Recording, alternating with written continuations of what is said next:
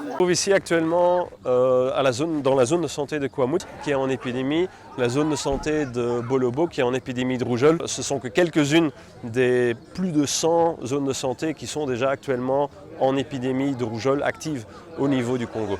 Donc on vient de vacciner la zone de santé de Kwamut, on va enchaîner maintenant avec la zone de santé de Bolobo de l'autre côté de la rivière Kasaï.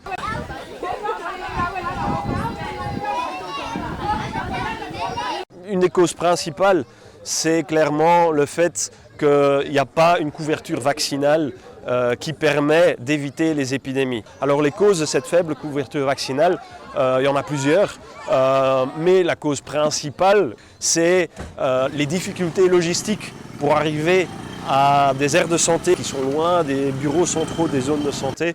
Ça demande beaucoup de moyens pour acheminer les vaccins jusqu'au point où il y a les enfants à vacciner, sachant que ça demande une chaîne de froid, donc ça demande des glacières. Qui dit glacière dit frigo, qui dit frigo dit générateur, qui dit générateur dit fuel, carburant. Et souvent, on trouve des zones de santé qui ont justement très peu de moyens pour organiser leur vaccination de routine.